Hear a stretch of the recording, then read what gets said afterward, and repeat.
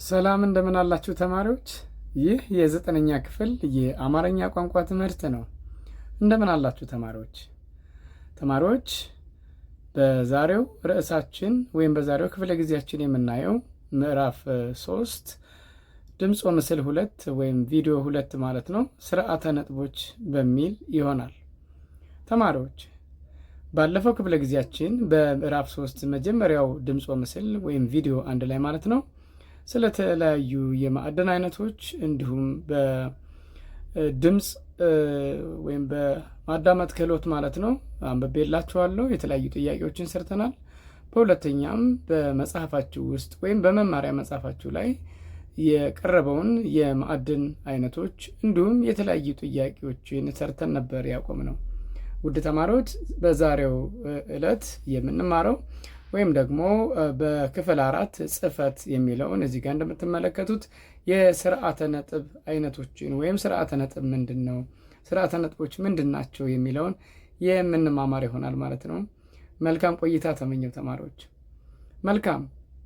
ለመሆኑ ስርዓተ ነጥብ ምንድን ነው ተማሪዎች? ስርዓተ ነጥብ እንግዲህ በአንድ ቋንቋ ውስጥ በየትኛውም ቋንቋ ማለት ነው ወሳኝ ነው።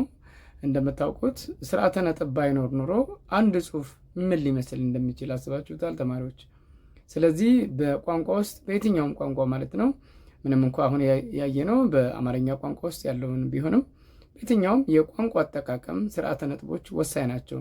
ምንድን ነው የስርዓተ ነጥቦች ጥቅም ወይም በእንግሊዝኛው ፐንክቹዌሽን የምንለው ማለት ነው? እሱን እናያለን። እንግዲህ ባለፈ እንደ መግቢያ ስርዓተ ነጥቦችን አጠቃላይ የማስተዋወቅ ስራ ነበረ የነገርኳችሁ። ተዘጋጅታችሁ እንድትመጡ እንድታነቡ ነበር የተነጋገርነው። በዛ መሰረት እንግዲህ የተለያዩ ማጣቀሻ መጽሐፍትን እንዳነበባችሁ ገምታለሁ። ስለዚህ ዛሬ በሚገባ በጥልቀት እያንዳንዱን ስርዓተ ነጥብ እናያለን ማለት ነው። እንግዲህ በጽሁፍ ውስጥ እዚህ ጋር እንደምታዩት በጽሁፍ ውስጥ የሚገቡ ነጥቦችና ምልክቶች፣ የቃላት፣ የሐረጋት፣ የአረፍተ ነገሮች አሰላለፍ የቋንቋውን ሰዋሰዋዊ ሕግጋት በመከተል በጽሁፍ የሰፈረው መልእክት ያለ ምንም መድበስበስ በአንድ አፍታ የንባብ እይታ ለአንባቢው እንዲከሰት። ስለዚህ ለአንባቢው አንደኛ ጥቅሙ ምንድነው? ስርዓተ ነጥቦች መልእክቱ ለአንባቢ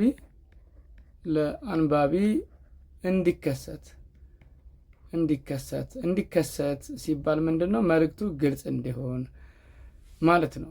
መልእክቱ እንዲከሰት ያደርጋል። ሌላው ግልጽ መልእክት ለማስተላለፍ ግልጽ የሆነ መልእክት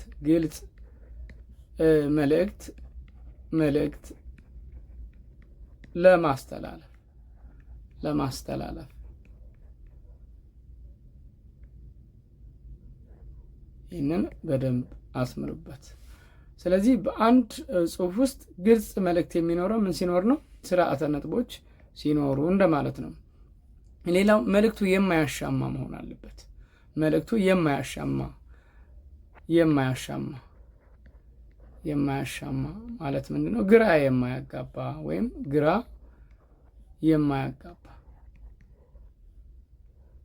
የማያጋባ መሆኑን ማረጋገጥ ነው ስርዓተ ነጥቦች ማለት ነው። ስለዚህ በአንድ ቋንቋ ውስጥ እንግዲህ ስርዓተ ነጥቦች ሲኖሩ መልእክቱ ግልጽ፣ ግራ የማያጋባ ይሆናል ማለት ነው። ሌላው ለአፍታ አንባቢው ቆም ብሎ እንዳይ ያደርጋል። አንድን ጽሁፍ ስታነቡት እንደው ከሀስከፈ ለምሳሌ አንድ ገጽ ጽሁፍ ተሰጣችሁ ብለን ብናስብ ሙሉውን አንዱን ገጽ ስታነቡ ያለምንም ስርዓተ ነጥብ ቢሆን አስባችሁታል? ሀሳባችሁ የቱ ጋር ነው የሚቆመው? ስለዚህ አእምሯችንን ወይም ደግሞ ሀሳባችንን ወይም መልእክቱ ላይ ገታ አድርገን ቀጣዩን ደግሞ ምን እንደሆነ የማሰላሰያ ጊዜ ይኖርናል ማለት ነው ስርዓተ ነጥብ ሲኖር። ስለዚህ መልእክቱ አሻሚና የተዛባ እንዳይሆን በማድረጉ በኩል ትልቅ ሚና ያላቸው እነማን? ስርዓተ ነጥቦች። በአማርኛ ቋንቋ ጽሁፎች ውስጥ ጥቅም ላይ የሚውሉ በርካታ የስርዓተ ነጥብ አይነቶች አሉ። በጣም ብዙ ናቸው።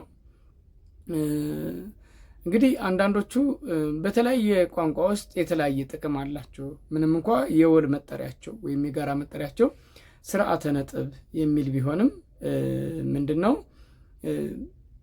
የተለያየ ቅርጽ፣ የተለያየ ጥቅም ይኖራቸዋል ማለት ነው። ለምሳሌ አንድ ነጥብ በእንግሊዝኛ ቋንቋ ውስጥ ስትጠቀሙ ምንድን ነው ጥቅሙ? እንዲሁም በአማርኛ ቋንቋ ውስጥ ስትጠቀሙት አገልግሎቱ ምንድን ነው? የተለያየ ነው ማለት ነው። ስለዚህ ለምሳሌ በተከታታይ የሚመጡ ሀሳቦችን ለመለየት በእንግሊዝኛ ቋንቋ ውስጥ የምትጠቀሙት ኮማ ነው። በአማርኛው ደግሞ የተለየ ቅርጽ ይኖረዋል ማለት ነው። ግን በሀሳብ ደረጃ ምንድን ነው? ተከታታይ ነገሮችን ለመለየት ምን እንጠቀማለን? ስርዓተ ነጥብ። አይነቱ ወይም ቅርጹ ሊለያይ ይችላል። በጥቅም ደረጃ ግን ተመሳሳይ ነው ማለት ነው። ስለዚህ በአንድ ቋንቋ ውስጥ የተለያየ አገልግሎት ይኖራል ማለት ነው። ይህን ከግምት ውስጥ ማስገባት አለባቸው። ስለዚህ አንድ ስርዓተ ነጥብ አይነት ከአንድ በላይ አገልግሎት ሊኖረው ይችላል። አንድ ስርዓተ ነጥብ አንድ አይነት አገልግሎት ብቻ ላይኖረው ይችላል። እንደየአገባቡ የተለያየ ትርጉም ወይም ደግሞ የተለያየ አገልግሎት ሊኖረው ይችላል ማለት ነው። ይህንን ከግምት ውስጥ ማስገባት አለባችሁ። በሚከተለው ሰንጠረዥ ላይ የተካተቱት የስርዓተ ነጥብ አይነቶች ከሚኖራቸው አገልግሎት ውስጥ አንዱን ሊያመለክት ከሚችል ምሳሌ ጋር ቀርበዋል ይላል። እኛ ደግሞ በርከት ያሉ የስርዓተ ነጥቦች እዚህ ጋር እንደተዘረዘሩት እዚህ ጋር እንግዲህ መጽሐፋችሁ ላይ እንደተገለጠው የስርዓተ ነጥብ አይነቶች አንደኛ አንድ ነጥብ የሚል ነው። አንድ ነጥብ። ስለዚህ የስርዓተ ነጥብ እዚህ ጋር ርዕሳችንን ለማስተካከል ያክል የስርዓተ ነጥብ አይነቶችና ጥቅማቸው ምንድን ነው? የስርዓተ ነጥብ አይነቶችና ጥቅማቸው የሚለውን እናያለን ማለት ነው። ስለዚህ የመጀመሪያው አንደኛ ደረጃ ሊጠቀስ የሚችለው ተራ ቁጥር ምንድን ነው? አንድ ነጥብ።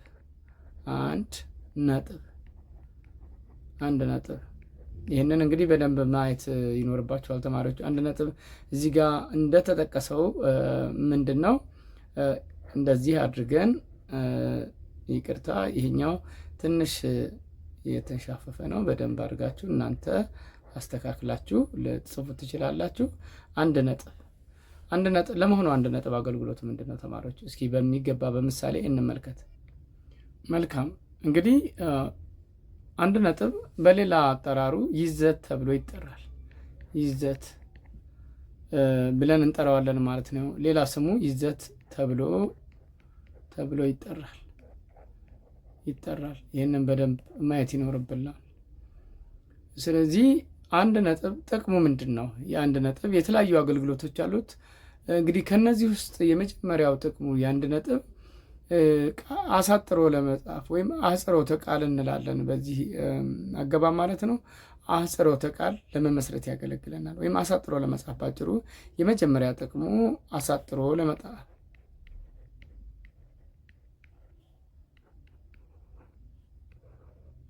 ለመጻፍ ወይም ለመጻፍ ልትሉ ትችላል። በነገራችን ላይ ያው በዘመናዊ የአማርኛ ቋንቋ ትምህርት ጠና ጸ ትንሽ የተለያየ አገልግሎት ይኖራቸዋል። ግን ደግሞ ትክክለኛው ዘመናዊ የአማርኛ ቋንቋ ትምህርት ያመጣው እንጂ ትክክለኛው አይደለም ማለት ነው። ለምሳሌ ጸበል ነው፣ ጠበል ትክክለኛው። አንዳንዶቹ ጸና ጠ የተለያየ አገልግሎት ይኖራቸዋል በአማርኛ ቋንቋ ለመጻፍ ቢባል ችግር የለውም። ግን በዘመናዊ ቋንቋ ለመጻፍ ነው የምንለው። የሆነ ሆኖ ወደዛ አንገባም። አሳጥሮ ለመጻፍ ያገለግላል። ለምሳሌ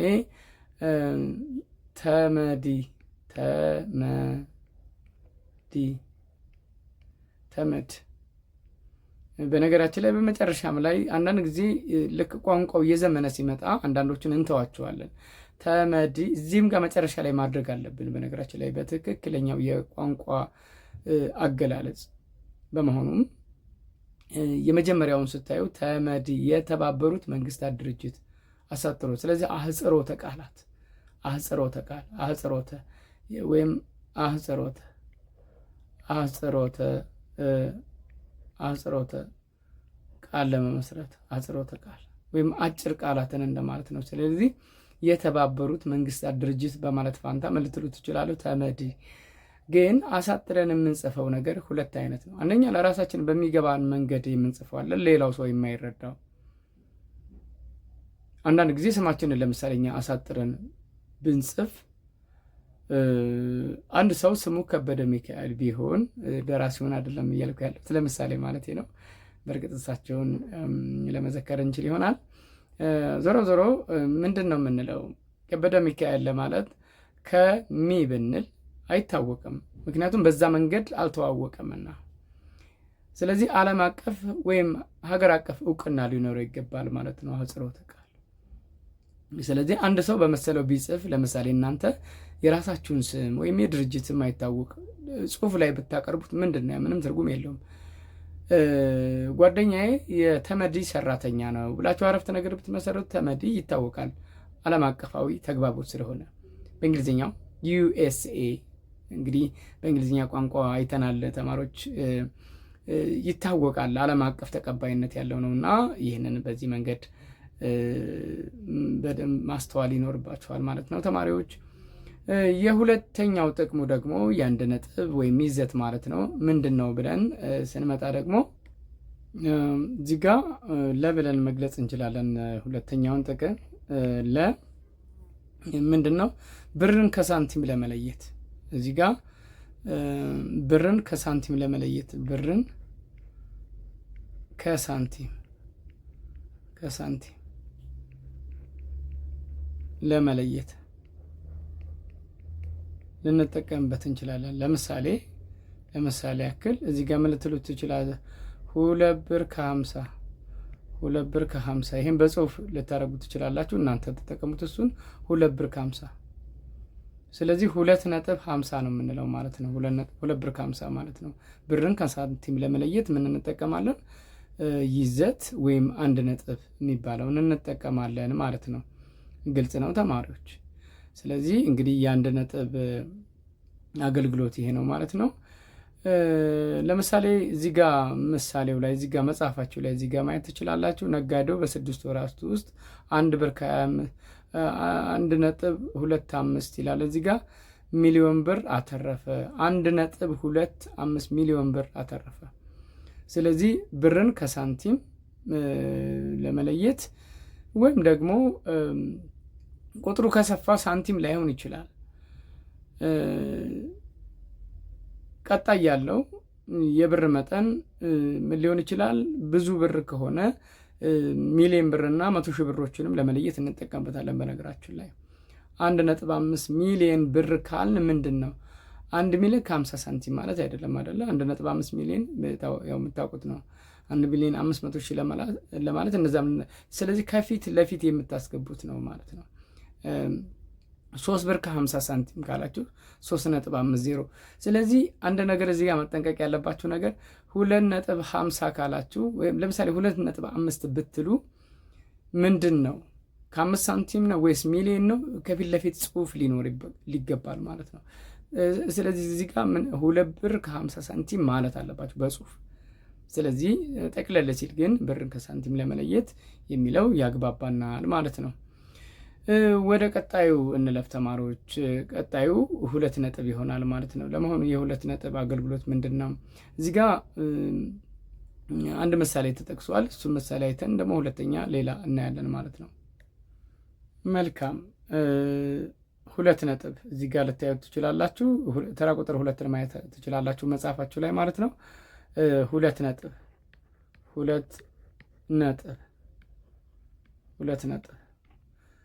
2 ነጥብ ወይም በቅንፍ ውስጥ እዚህ ጋር እንደዚህ አድርጋችሁ ልትገልጹት ትችላላችሁ ማለት ነው። 2 ነጥብ። ስለዚህ አገልግሎቱ ምንድን ነው? የመጀመሪያው አገልግሎት ሰዓትን ከደቂቃ ለመለየት ነው። ሰዓትን ከደቂቃ ለመለየት ስለዚህ ይህንን አንድ ምሳሌ ብቻ 3 ሰዓት ከ30 ወይም 3 ሰዓት ተኩል ምሳሌ 3 ሰዓት ተኩል ይህን እንደ ምሳሌ ልትወስዱ ትችላላችሁ ተማሪዎች። ሌላውን ጥቅሙን ካያችሁ ደግሞ ምንድን ነው? የ2 ነጥብ አገልግሎት ቃልን ከቃል ለመለየት። ይሄ ግን ጊዜው ያለፈበት የአማርኛ ቋንቋ አጻጻፍ ነው። በቃልን ከቃል ለመለየት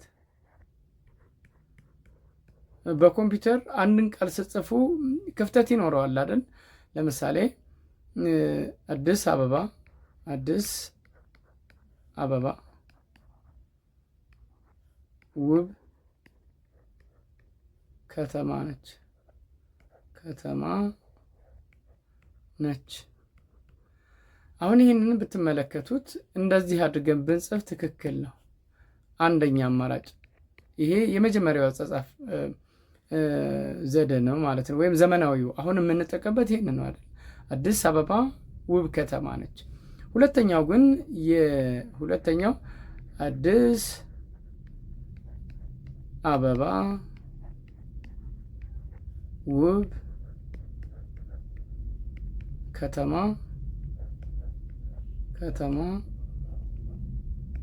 ነች።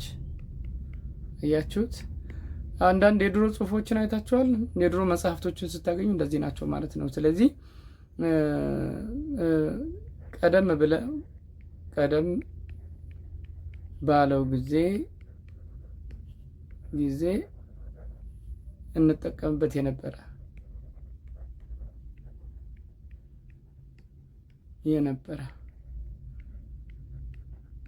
ይህ ነው ማለት ነው። አሁን በዘመናዊው የአማርኛ አጻጻፍ እየተጠቀምንባቸው አይደለም። አዲስ አበባ ውብ ከተማ ነች የሚለውን የመጀመሪያውን አያችሁት አይደል? ይቅርታ እዚህ ጋር ስርዓተ ነጥብ መጨረሻ ላይ 4 ነጥብ መኖር አለበት። ይሄንን ለማስታወስ ያክል ነው፣ ታውቁታላችሁ። ስለዚህ አሁን አያችሁት የመጀመሪያው ክፍተት አለው። ሁለተኛው ደግሞ በክፍተቱ ቦታ 2 ነጥብ ተጠቀመን። ስለዚህ የ2 ነጥብ አገልግሎት ክፍት በማድረግ ፋታ 2 ነጥብ እንጠቀማለን። እንግዲህ ይሄ የድሮ አጻጻፍ ነው። ይህንን በደንብ እንድትረዱት ያክል ነው ማለት ነው። መጽሐፍቶችን ስታገኙ የድሮ መጽሐፍቶች 2 ነጥብ ሲጠቀሙ ታያላችሁ ማለት ነው። ለምሳሌ አንድ የድሮ ልቦለድ ለምሳሌ ፍቅር እስከ መቃብርን የድሮውን መጽሐፍ ምናልባት አሁን በዚህ ዘመን እንደ አዲስ ስትም ይስተካከል አይስተካከል ቼክ ማድረግ ይፈልጋል። የተስተካከል አይመስለኝም። በዛው በድሮ ነው እየወጣ ያለው። እኔ እስከማውቀው ድረስ በድሮ ያጻጻፍ ስነ ዘዴ በዚህ በ2 ነጥብ የተጻፈ ነው ማለት ነው። ባጭሩ በተለይ ከ2000 ዓመተ ምህረት በፊት 90ዎች በፊት የነበሩት መጽሐፍት ሲታተሙ የአማርኛ መጽሐፍቶች ማለት ነው። አማርኛ መጽሐፍ ሲባል ያው ቋንቋውን አይደለም፣ የትኛውም በአማርኛ የሚጻፉ ጽሁፎች በዛ መንገድ ነው የሚጻፉት ማለት ነው። መልካም ተማሪዎች፣ ወደ 3ኛው የስርዓተ ነጥብ አይነት እንለፍ። ምክንያቱም ጊዜ ለመቆጠብ 3ኛውን የምንመለከት ይሆናል ማለት ነው። ሀሳቡን እየያዛችሁ ነው ተማሪዎች። ስለዚህ 3 ነጥብ ወይም ደግሞ ነጠብጣብ የሚለውን የምናይ ይሆናል ማለት ነው። መልካም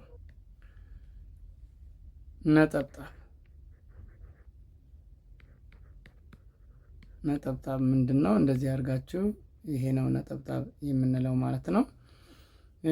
3 ነጥብ ወይም በሌላ ስሙ 3 ነጥብ እንለዋለን። 3 ነጥብ ብላችሁ ልጠሩት ትችላላችሁ ማለት ነው። 2 አይነት ጥቅሞች አሉት። የመጀመሪያው ከአንድ ጥቅስ ውስጥ የተወሰነ ሀሳብ መቅረቱን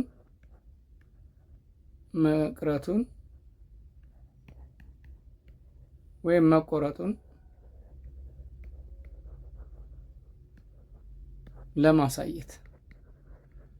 ለማሳየት እንጠቀምበታለን ተማሪዎች። ለምሳሌ እንደዚህ አድርጋችሁ ልትጠቀሙ ትችላላችሁ። እንደዚህ ያለበት ዝላይ አይችልም።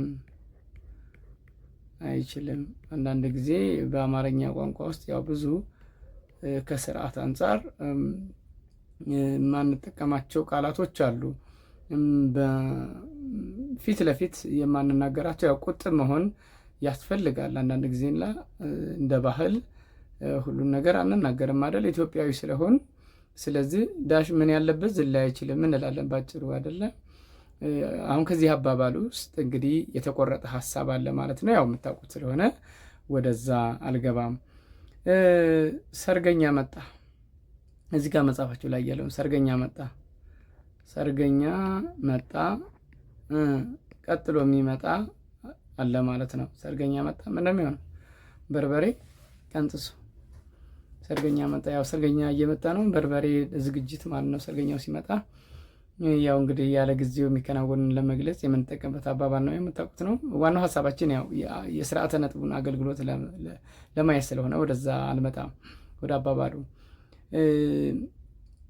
ሌላው ተመሳሳይ ነገሮች ወይም ተከታታይ ነገሮች እንደሚመጡ ለማሳየት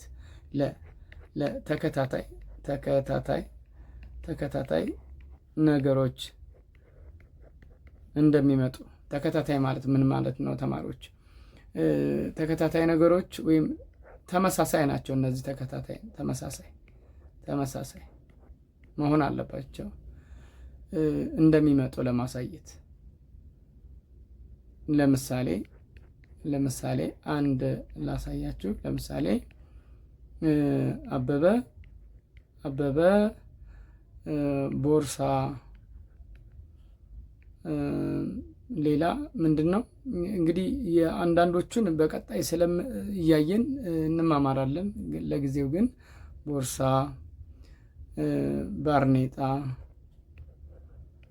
ባርኔጣ፣ ጫማ፣ እንደዚህ እያደረጋችሁ ጫማ። ይህ ምንድን ነው? ነጠላ ሰረት ነው አይደል? ነጠላ ሰረት ተከታታይ ነገሮችን ለማመልከት እንጠቀምበታለን። በዚሁ አጋጣሚ እያያችሁት እንድትሄዱ ነው። በኋላ በዝርዝር እናየዋለን። እያቸው 3 ነጥብ ገዝቶ መጣ፣ ገዛ። ከዚህ ጋር ምን ትረዳላችሁ? ቦርሳ፣ ባርኔጣ፣ ጫማ አጠቃላይ ለአገልግሎት የሚውሉ ነገሮችን እንደገዛ እንጠቀምበታለን ማለት ነው። እንግዲህ ተከታታይነት ያላቸው ነገሮች እንዳሉ ያሳያሉ። ለምሳሌ ከወር ደመወዙ ቀንሶ፣ ሌላ አንድ ምሳሌ ብጠቅስላችሁ፣ ከወር ደመወዙ ቀንሶ ለቤት አስቤዛ ምስር፣ ዘይት፣ ሽንኩርት ነጥብ ገዛ ብትሉ አስቤዛ ነው አይደል? አጠቃላይ የኛው ደግሞ ቦርሳ፣ ባርኔጣ፣ ጫማ እንግዲህ አልባሳት ናቸው። እነዚህ አልባሳቱን የሚከትበት ቦርሳ ገዝቷል። ስለዚህ አልባሳት ነገሮች እንደሚመጡ ሸሚዝ፣ ሱሪ እያላችሁ ትቀጥላላችሁ ማለት ነው። ስለዚህ ተመሳሳይ ነገሮች እንደሚመጡ ለማሳየት አንደኛው ነጠብጣብ ነው የምንጠቀመው ማለት ነው። መልካም፣ ወደ ቀጣዩ የስርዓተ ነጥብ አይነት እንሄዳለን ማለት ነው። ግልጽ እየሆነላችሁ እንደሆነ አምናለሁ። ቀጣዩ ምንድን ነው? 2 ነጥብ ከሰረዝ። 2 ነጥብ ከሰረዝ። እንግዲህ እነዚህ 2 ነጥብ ከሰረዝ በምልክት ስታስቀምጡት እንደዚህ አድርገን ማስቀመጥ እንችላለን ማለት ነው። ተማሪዎች ምንድን ነው አገልግሎቱ የ2 ነጥብ ከሰረዝ ብላችሁ ወይም ብለን ብንጠይቅ፣ መሪ ሀሳቡን ተከትለው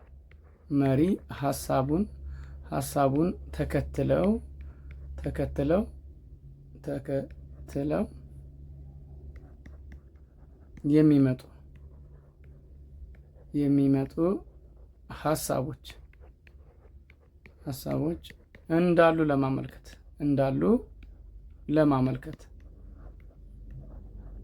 ለማመልከት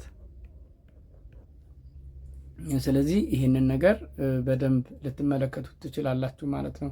ህይወት ያላችሁ ለምሳሌ ህይወት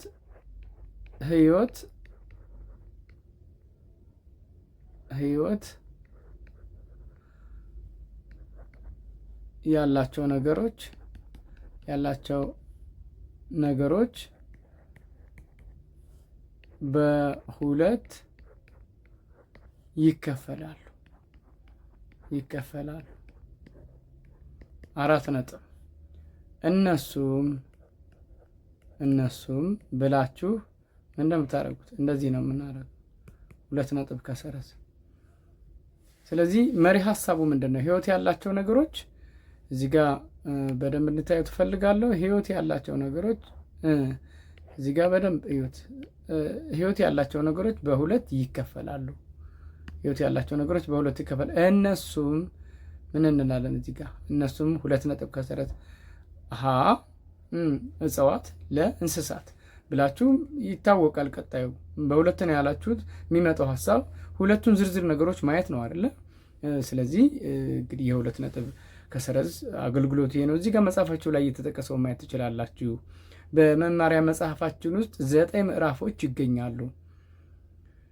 4 ነጥብ እነሱም 2 ነጥብ ከሰረዝ የሚመጣውን ሀሳብ እነሱም ብለን ልንዘረዝራችሁ እንችላለን። ምዕራፍ 1 እንደዚህ፣ ምዕራፍ 2 እንደዚህ እያለን መጥቀስ እንችላለን ማለት ነው። መልካም ተማሪዎች፣ በአምስተኛ ደረጃ የምናየው አምስተኛ ተራ ቁጥር 5 ላይ የምናየው መጽሐፋችሁ ላይ እንደምታዩት 4 ነጥብ አራት በእንግሊዝኛ አንድ ጽሁፍ ማለቁን የምናመለክተው በአንድ ነጥብ ነው አይደል?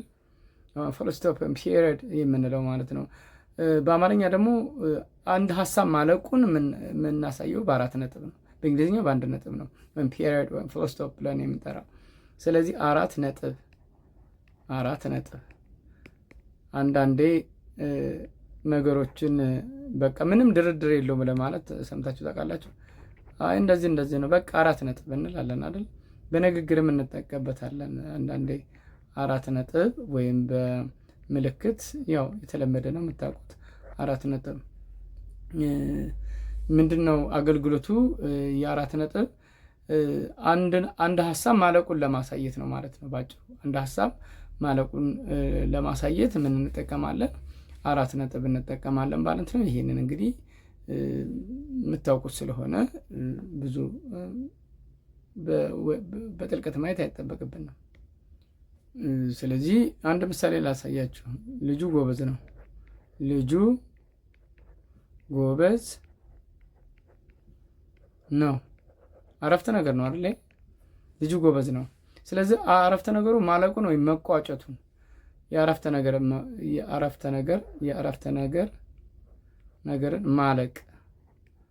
ማለቅ ወይም መቋጨት ያሳያል ማለት ነው። መልካም 4 ነጥብ አገልግሎት ይሄ ነው። ልጆች ጨዋታ ይወዳሉ 4 ነጥብ። በስድስተኛ ተራ ቁጥር ወይም በስድስተኛ ስርዓተ ነጥባችን እንግዲህ የምናየው ስድስተኛው አይነት ማለታችን ነው። ትምህርተ ጥያቄ ወይም ጥያቄ ምልክት የምንለው ነው። እንግዲህ ትምህርተ ጥያቄ ምንድነው? አዲስ ነገር አይደለም። እንግዲህ ያው ማየት ስላለብን ብቻ እናያለን ማለት ነው። 2 ጥቅም ይኖረዋል ጥያቄ ምልክት።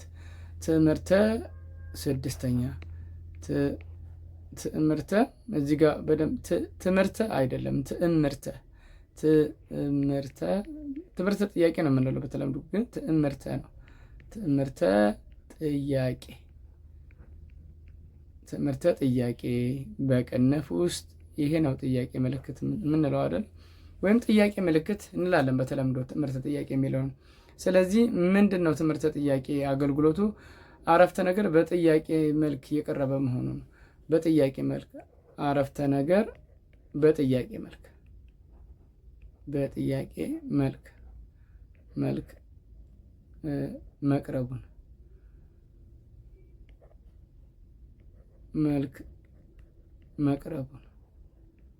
መቅረቡን ለማሳየት እንጠቀምበታለን። ለምሳሌ እዚህ ምሳሌ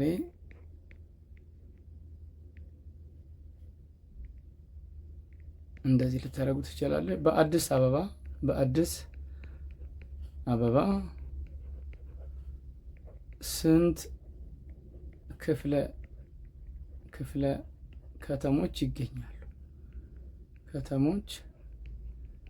ይገኛሉ? ጥያቄ ምልክት። በአዲስ አበባ ስንት ክፍለ ከተሞች ይገኛሉ? ጥያቄ ምልክት። ስለዚህ አንድ አረፍተ ነገር በጥያቄ መልክ መቅረቡን ለማሳየት ምን እንጠቀማለን? ትምህርተ ጥያቄ ወይም ጥያቄ ምልክት እንጠቀማለን። ብዙ ማብራሪያ አያስፈልገውም። ሌላው ዓመተ ምህረት እርግጠኛ ሳንሆን ስንቀር ማስታወሻ እንድትይዙልኝ ይፈልጋለሁ ተማሪዎች። ዓመተ ምህረት እርግጠኛ ሳንሆን ስንቀር ጥያቄ ምልክት እናስገባለን። አንድ ደራሲ ወይም አንድ ጸሐፍት የአንድን ታሪክ ሲጽፍ ለምሳሌ 1990 ጥያቄ ምልክት እንዲህ አድርጎ ካስቀመጠው ምንድነው ማለት ነው? ያ ሰው ዓመተ ምሕረቱን እርግጠኛ አይደለም ማለት ነው። 1990 ጥያቄ ምልክት።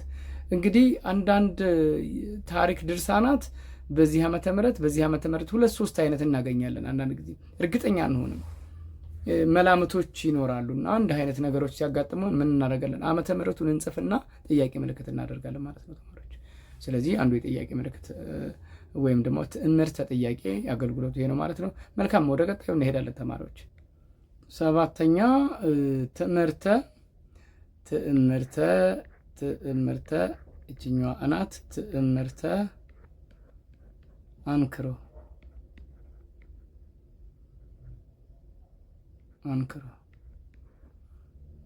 ይሄን ይመስላል። ትዕምርተ አንክሮ ምንድነው አገልግሎቱ?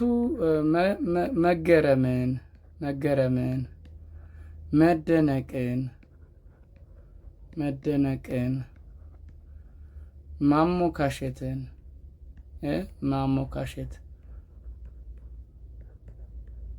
ማሞካሸት። ሌላው ደግሞ ኃይል የተቀላቀለበት ትእዛዝ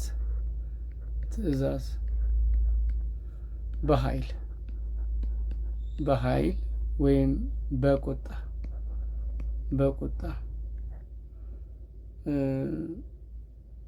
እንደዚህ ልታደርጉት ትችላላችሁ። በኃይል ወይም በቁጣ ልናደርግ እንችላለን ማለት ነው። ስለዚህ ለቅሶም ሊሆን ይችላል። ጩኸት፣ ለምሳሌ ጩኸት ልናሳይ እንችላለን። ጩኸት ወይም ለቅሶ። ስለዚህ የትምህርት አንክሮ አገልግሎት ነው ማለት ነው ተማሪዎች። ለምሳሌ ይህንን የኔ ጎበዝ እንደዚህ ልናረግ እንችላለን ማለት ነው። ጎሽ የኔ ጎበዝ ብትሉ ምንድን ነው አገልግሎቱን? ጎሽ የኔ ጎበዝ ስታነቡት ይለያል። አያችሁታል? ጎሽ የኔ ጎበዝ፣ ይሄ ምንድን ነው? ማድነቅን ነው፣ ማሞካሸትን ያሳያል ማለት ነው። ስለዚህ የቤት ስራችሁን ስሩ ብትባሉ ምንድን ነው? እንዳደነግጡ እንግዲህ ያው ትምህርት አንክሮ በባህሪው እንደዛ ስለሆነ ነው። ትእዛዝ ነው አይደለ? በጣም ኃይል የተመላበት ትእዛዝ ነው አይደለ? ምንድን ነው? አጠቃላይ ኃይል የተቀላቀለበትን ነው የሚያሳየው ማለት ነው። ትምህርት አንክሮ ነው የምታደርጉበት። ተመልከቱ። የቤት ስራችሁን ስሩ የሚለውን ለምሳሌ በጽሁፍ ብታዩት በሁለት አይነት መንገድ፣ አንደኛው በ4 ነጥብ ሊቀመጥ ይችላል። የቤት ስራችሁን ስሩ ተብሎ በአንክሮ ከተቀመጠ ግን ኃይል የተቀላቀለበት ነው ማለት ነው። ስለዚህ ሌላው እርዱኝ፣ ለምሳሌ እርዱኝ ዝም ብለን እንዲህ ብናስቀምጠው ትርጉም የለውም። እንደዚህ እርዱኝ፣ ይሄ ጩኸት ነው። እንግዲህ ማለት ለምሳሌ ብላችሁ ብጽፉ ይሄ ምንድን ነው ማለት? ለቅሶና ጩኸትን እንደዚህ ይሄ። ስለዚህ ምንድን ነው? መገረምን፣ መደነቅን፣ ሐዘንን፣ ለቅሶን፣ ጩኸትን ለማሳየት ባጭሩ አንድን ነገር ለማጋነን አጋኖ ለመናገር ወይም ለመጻፍ ያገለግላል ማለት ነው። ትዕምርተ አንክሮ። ወደ 8ኛው እንሄዳለን ተማሪዎች። የኛው ግልጽ ከሆነ ይህን በደንብ ተለማመዱት። ሌላው ወደ 8ኛው ትዕምርተ ጥቅስ። ይህንን በደንብ ማየት ትችላላችሁ። ይላጥፋውና እንግዲህ ትምህርተ ጥቅስ እንደሚያሳየን የሰዎችን አባባል በአንድ ጽሑፍ ውስጥ የሰዎችን አባባል የምናሳየው ወይም የኛ ያልሆነ ንግግርን ለማሳየት የምንጠቀመው ምንድነው ማለት ነው? 8ኛ ትዕምርተ ጥቅስ። ከስሙ የምንረዳው ነገር አለ። ትምህርተ ጥቅስ እንደዚህ ነው እንግዲህ ስታስቀምጡ ትምህርተ ጥቅስ ይህን ይመስላል። ትምህርተ ጥቅስ ምንድን ነው አገልግሎቱ? የትምህርተ ጥቅስ ተማሪ ይሄ እንግዲህ ትምህርተ ጥቅስ ድርብ ትምህርተ ጥቅስ ነው። ኦኬ ድርብ ብለን ነው መለየት ያለብን። ስለዚህ አገልግሎቱ ምንድን ነው? የትምህርተ ጥቅስ ወይም ድርብ ትምህርተ ጥቅስ ወይም ነጠላ ስላለ ነው እንደዛ መላችሁ። እንግዲህ በጽሁፍ ውስጥ ሀሳቡ የሌላ ሰው መሆኑን ለማሳየት። ሁለተኛው ጥቅሙ ምንድን ነው? ጸሐፊው በትርጉማቸው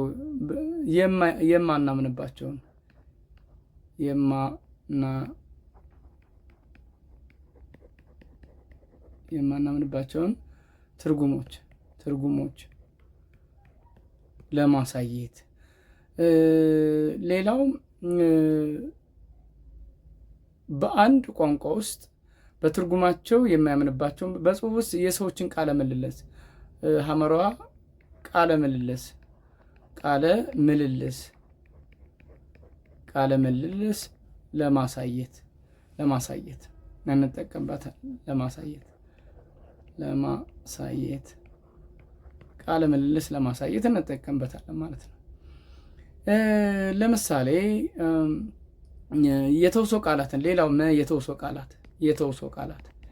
የተውሶ ቃላት እንደው በአሁን ዘመን በተለይ አስቸጋሪ የሆነብን ነገር አንድ ቋንቋ ሲጻፍ በአማርኛ ነው የሚጻፈው፣ ግን የተውሶ ቃላት ነው። ህገወጥ ነው። በነገራችን ላይ ተማሪዎች እንደው አደራ ነው የምላቸው፣ እንደ ቋንቋ አንድን ቋንቋ ስንጽፍ የሀገር ውስጥም ተጠቀሙ። የተለያዩ ቋንቋዎች ያው አሁን አማርኛ ነው እያወራን ያለ ነው። የአማርኛውን ብቻ ወስደን ብንናገር አንድ ቋንቋ ራሱን ችሎ መጻፍ አለበት። ካልሆነ ደግሞ የተውሶ ከሆነ በትክክል መገለጽ አለበት እና ለምሳሌ የጥቃቅንና አነስተኛ ኢንተርፕራይዞች ኤጀንሲ ሲባል ሰምታችሁ ታውቃላችሁ? ኢንተርፕራይዞች በአማርኛ ነው የተጻፈው። ኤጀንሲም እንግሊዝኛ ነው፣ ኢንተርፕራይዞችም እንግሊዝኛ ነው። ግን እንደ አማርኛ እንጽፋለን። ህገ ወጥ ነው ይሄ በጥቅስ ውስጥ መቀመጥ፣ በትምህርተ ጥቅስ ውስጥ።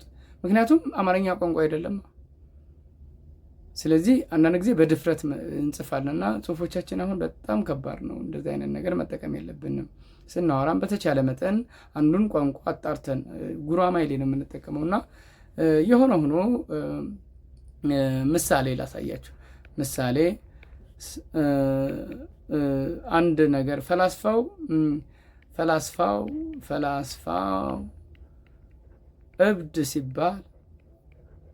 እብድ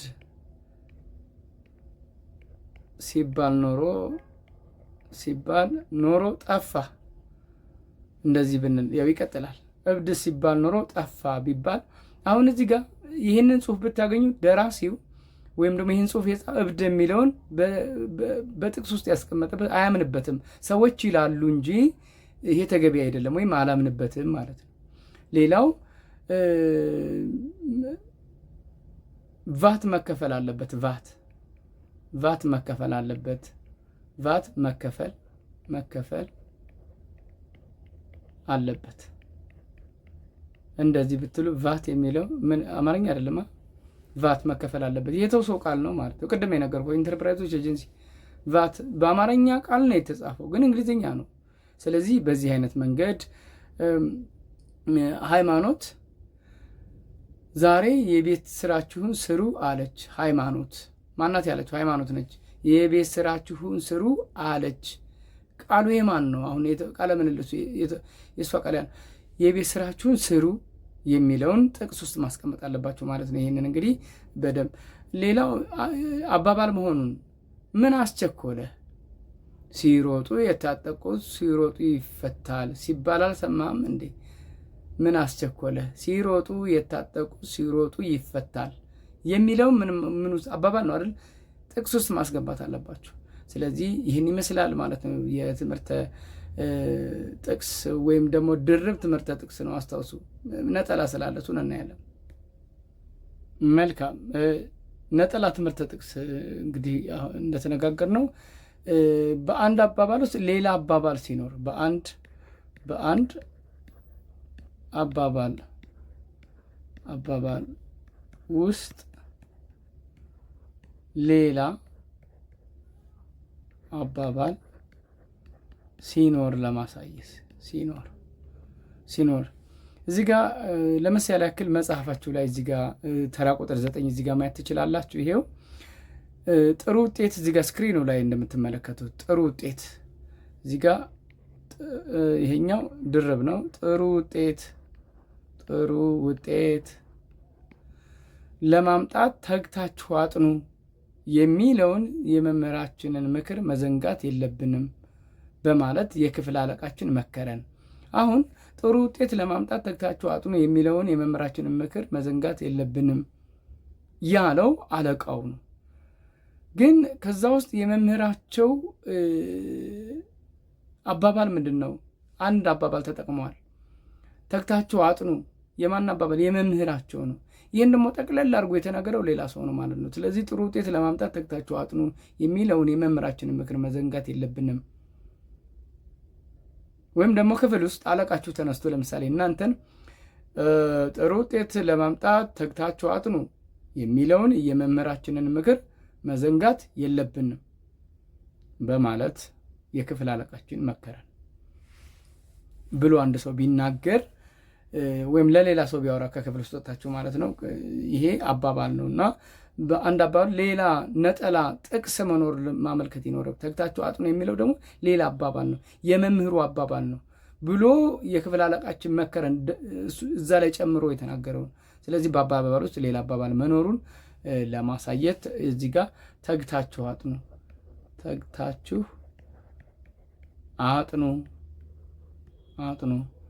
ይሄ እንግዲህ እዚህ ጋር ነጠላ ትምህርተ ጥቅስ እንጠቀማለን ማለት ነው።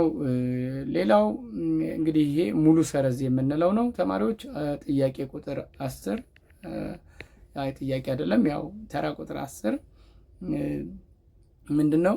አብይ ሰረዝ።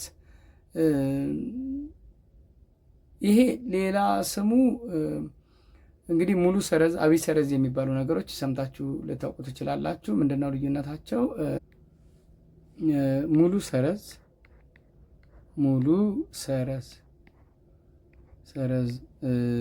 ብለን የምንጠራው ወይም ደግሞ አብይ ሰረዝ ብለን ልንጠራው እንችላለን። ይሄኛው ሙሉ ሰረዝ ወይም አብይ ሰረዝ። እንግዲህ እነዚህ እዚህ ጋር መጽሐፉ ላይ ተራ ቁጥር 10 ላይ እንደምትመለከቱት ትንሽ ረዘም ይላል። አብይ ሰረዝ እንደዚህ ነው። አብይ ሰረዝ ይህን ይመስላል። ይሄኛው ሙሉ ሰረዝ ወይም አብይ ብላችሁ አብይ ሰረዝ እስከ እንደማለት ነው። እስከ መምህራችን ከአንድ እስከ 6 ያለውን አጥኑ ቢባል እስከ የሚል ትርጉም ይኖረዋል ማለት ነው። ሌላው ንዑስ ሰረዝ የምንለው ደግሞ አለ። ንዑስ ሰረዝ ምንድን ነው? ጥምር ቃል ንዑስ ሰረዝ እዚሁ ጋር ላሳያችሁ። ንዑስ ሰረዝ ምንድን ነው? ጥምር ቃላትን ለማመልከት ጥምር ቃላትን ለማመልከት እንጠቀምበታለን ተማሪዎች። ጥምር ቃላት ለምሳሌ ቃለ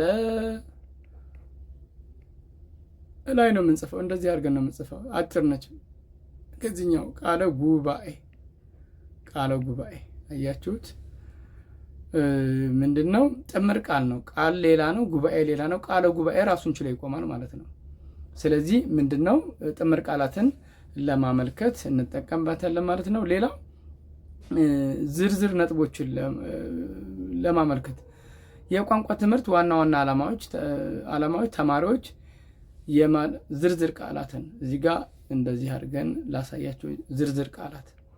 ዝርዝር ቃላትን ለማመልከት እንደዚህ ለማዳመጥ አይታችኋል። ብዙ ጊዜ ለማዳመጥ ጽሑፍ ሲጻፍ ለማዳመጥ፣ ለመናገር፣ ለመናገር እንዲህ እያላችሁ ልጠቅሱ ትችላላችሁ። ማለት ዝርዝር ቃላትን ለማመልከት እንጠቀምባቸዋለን። ንዑስ ሰረዝን አብይ ሰረዝ እስከ የሚል ትርጉም አለው ማለት ነው። ከተራ ቁጥር 1 እስከ 5 እዚህ ጋር ምሳሌ ልታዩ ትችላላችሁ። መልካም፣ ወደ ቀጣይ እንሂድ። ጥያቄ ወይም ተራ ቁጥር 11 ላይ ያለውን እንመለከታለን ማለት ነው። ተማሪዎች እንግዲህ ነጠላ ሰረዝ ምልክቱ ይሄ ነው። ይችኛዋ የማካፈል ምልክት ትመስላለች። እሷን ልትጠቀሙ ትችላላችሁ። ወይም ይህ ነው። ተመሳሳይነት ያላቸውን ተመሳሳይ ሙያ ያላቸው ተከታታይ ቃላትን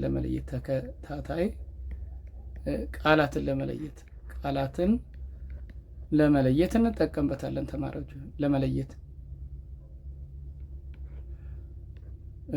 ለመለየት እንጠቀምበታለን። እናንተ ጨረሱት። እንጠቀምበታለን። ስለዚህ ለምሳሌ ሆቴላችን ምሳሌ እንግዲህ ሁልጊዜ ምሳሌ ስታደርጉ ቀጥሎ የሚመጣውን ለማሳየት መሪ ሀሳቡን ቀጥሎ የሚመጣ መሆኑን ለማሳየት ሁለት ነጥብ ከሰረዝ እንጠቀማለን። እሱንም በተመሳሳይ እያያችሁ ሆቴላችን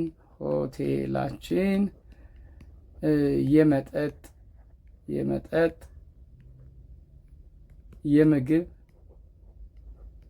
የምግብ የሻወር አገልግሎት ይሰጣል እያላችሁ ትቀጥላላችሁ ማለት ነው። ተመሳሳይ በአንድ ሆቴል ውስጥ ያሉ ተመሳሳይ አገልግሎቶች ናቸው። እሱን ለመዘርዘር አበበ ትናንት የቤት አስቤዛ ሽንኩርት፣ ድንች እንዲህ እያልን ብንል ምንድን ነው? ተመሳሳይነት ያላቸው ቃላት ናቸው። ዝርዝር ሀሳቦቹን ለመለየት ነው ባጭሩ። ተማሪ ናሆም ትናንት እስክሪብቶ፣ ደብተር፣ እርሳስ፣ ቦርሳ እያላችሁ ብትቀጥሉ ተመሳሳይ ቃላት ናቸው። ተመሳሳይነት ያላቸው እሱን ለመለየት ያገለግላል። ሁለተኛው ተመሳሳይነት ያላቸውን ሀረጎች ለመለየት ተመሳሳይ ይዘት ያላቸውን ምንድን ነው? ተመሳሳይ ይዘት ያላቸውን ማለት በይዘት ተመሳሳይ ናቸው ወይም በሀሳብ ተመሳሳይ ናቸው እና እሱን ለመለየት ያገለግላል። ተመሳሳይ ሀረጎችን ለመለየት እንጠቀምበታለን ማለት ነው። ለምሳሌ በቃል ላነብላችሁ እችላለሁኝ። ይህንን ባለፈው ክፍለ ጊዜ ከመጽሐፍ ነው እያነበብኩላችሁ ያለሁት ጊዜ ለመቆጠብ። ባለፈው ክፍለ ጊዜ ትምህርት ስለ ውይይት መመሪያ። በነገራችን ላይ ተመሳሳይ ሀረጎች ስንል ንዑስ ሀረጎች ናቸው። ንዑስ ሀረጎችን ለመለየት ንዑስ ናቸው። ባለፈው ክፍለ ጊዜ ትምህርት ስለ ውይይት መመሪያ ነጠላ ሰረዝ፣ ስለ ውይይት መመሪያ፣ ስለ አረፍተ ነገሮች ነጠላ ሰረዝ፣ ስለ አንቀጽ ምንነት እና የመጨረሻውን እና በሚል ታያይዙታላችሁ። ስለዚህ እሱን ለመለየት ያገለግላል። ሶስተኛውን ብዙ እናንተ ጋር እንትን ላይል ይችላል፣ ግን ተጣማሪ ባለቤትን ለማሳየት ይላል። በአረፍተ ነገር ውስጥ የባለቤት ተጣማሪ ለይቶ ለማመልከት ያገለግላል። የባለቤት ተጣማሪ ለምሳሌ አቶ ከድር ጎበዙ ነጋዴ ብዙ ትርፍ አገኘ። አቶ ከድር ምንድን ነው? ጎበዙ ነጋዴ ነው። አቶ ከድር ብለን ነጠላ ሰረዝ ልናደርግ እንችላለን። ተማሪዎች እንግዲህ ጥቅም ይኖረዋል። በቀጣይ የምናየው ድርብ ሰረዝ ነው። 12ኛ ተራ ቁጥር ላይ የምናየው ድርብ ሰረዝ። ይሄ ደግሞ እንደዚህ አድርጋችሁ እንዲህ ልታረጉት ትችላላችሁ። ይሄ ምን ተብሎ ይጠራል? ድርብ ሰረዝ። ይቅርታ ይችላል አጥፋላችሁ። ድርብ ሰረዝ እንደዚህ አድርገን ይሄኛውን እንዲህ እናድርገው በቅንፍ ውስጥ ማለት ነው። ይሄ ድርብ ሰረዝ ምልክት ነው። ምንድነው አገልግሎቱ? ተያያዥነት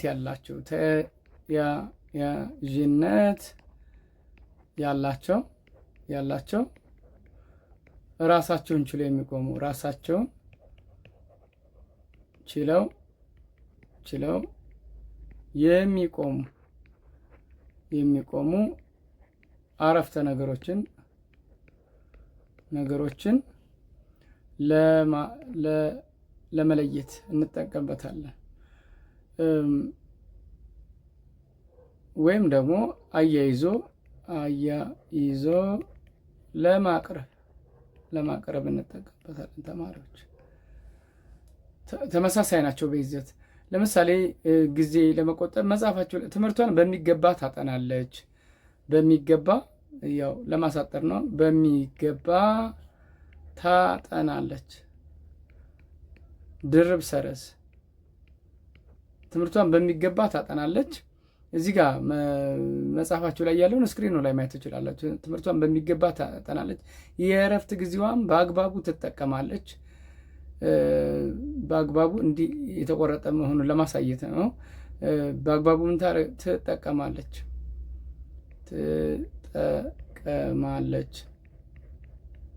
እንደዚህ አድርገን አናሳይም። በነገራችን ላይ ነጠብጣብ ጥቅሙን እያሳዩ አይደለም። እኛ ያው ጊዜ ለመቆጠብ ይሄንን አደረግኩ እንጂ እንደዚህ አይደረግም። በነገራችን ላይ እንደ ስርዓተ ነጥብ አቀማመጥ ነጠብጣብ መጨረሻ ላይ ነው የሚቀመጠው። ቀጣይ ነገሩ ወይም መጀመሪያ ላይ ነው የሚቀመጠው። ይህን እንድትረዱት ነው። ትጠቀማለች። መጨረሻው ደግሞ እዚህ ጋር ወላጆችንም በስራ ታግዛለች እያልን እንቀጥላለን ማለት ነው። ታጠናለች፣ ታግዛለች። የልጅቷ ተከታታይነት ያለው ተግባሯ ነው ማለት ነው። ስለዚህ ይሄንን ይመስላል ተማሪዎች። እንደው ለመጨመር ያክል አንድ ሁለት ደግሞ ሌሎች እዚህ ጋር ይቅርታ ላጥፋላችሁና እዚህ ጋር 12ኛ እንግዲህ ተራ ቁጥር አይተናል ተማሪዎች። አንዳንድ ግን እናንተ ጋር ያልተጠቀሱ ምናልባት እንደው ቢጨመሩ ይጠቅሟችኋል የሚባሉትን ልጥቀስላችሁና የዛሬውን ክፍለ ጊዜ እንጨርሳለን። የመጀመሪያው እዚህ ጋር ለመጥቀስ ያክል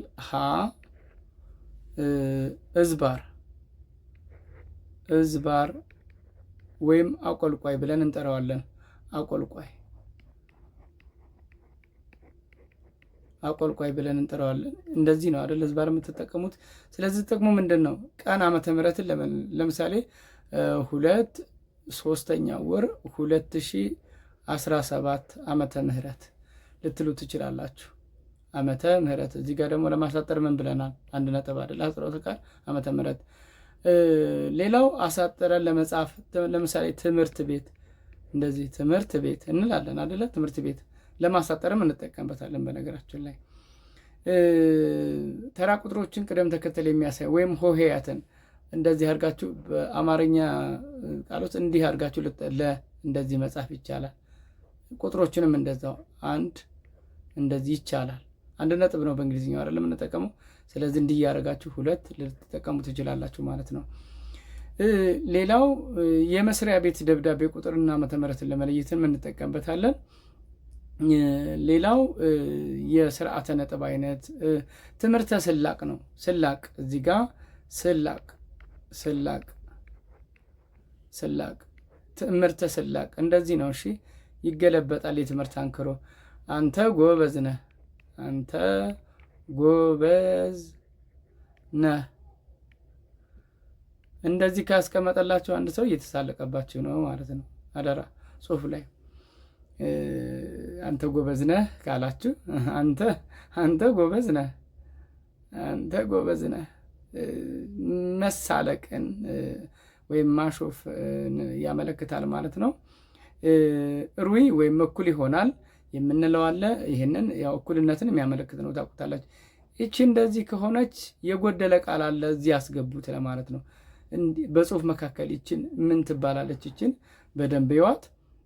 እመጫት ትባላለች። እመጫት የአርትኦ ስራ ሲሰራ የጎደለን ነገር ለማሳየት የምንጠቀምባት ናት ማለት ነው። በተጨማሪ ደግሞ እንግዲህ መጽሐፍቶችን አንብቡ። ሌሎች ቅንፍ እንግዲህ ምንድን ነው አገልግሎቱ? ወይም ለማለት ነው። ወይም ብለን ለመግለጽ የምንጠቀምበት ነው። 13ኛ በደንብ ይዩት።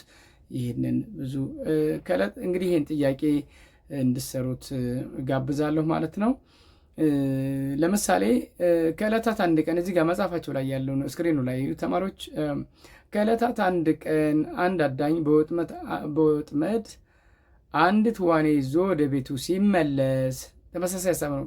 ነጠላ ሰረዝ ማድረግ ትችላላችሁ። እዛች ጋር ሲመለስ ያው ምንድን ነው የተጠቀሰ ነው። በነገራችን ላይ ይህንን ልታዩት ትችላላችሁ። ሲመለስ ምን አለችው? ወዴት ነው የምትወስደኝ ብላ ዋኔዋ ጠየቀችው። ወዴት ነው የምትወስደኝ? ጥያቄ ምልክት። ከዛ በኋላ ወዴት ነው የምትወስደኝ የሚለውን ምን ውስጥ ማስገባት አለባችሁ? ትምህርተ ጥቅስ ውስጥ ማስገባት አለባችሁ። እንዲህ እያላችሁ ልጨርሱ ትችላላችሁ። ሌላው ደግሞ ቃላት ሁለት የተለያዩ ፍቾቻቸውን አመልክቱ ይላል። ማዕድን፣ አልቦ፣ ሰከነ፣ ቀለበ። ይህንን እነዚህን ቃላቶች ስሯቸውና የኛውን የቤት ስራ ልስጣችሁና ቀጣይ እንዲሁ በዳሰሳ ልናየው እንችላለን ማለት ነው። ግን አደራ ምላችሁ የጥሞና ጊዜ ወስዳችሁ በደንብ ስሩት። መልካም ተማሪዎች፣ እንግዲህ የዛሬው ትምህርታችን በዚህ ይጠናቀቃል። ዛሬ የተለያዩ የስርዓተ ነጥብ አይነቶችን እና ጥቅማቸውን በምሳሌ አይተናል ማለት ነው። ብዙ ቁም ነገር እንዳገኛችሁ ተስፋ አደርጋለሁ። ተማሪዎች፣ በሚቀጥለው ክፍለ ጊዜ እስከምንገናኝ ደህና ሁኑ።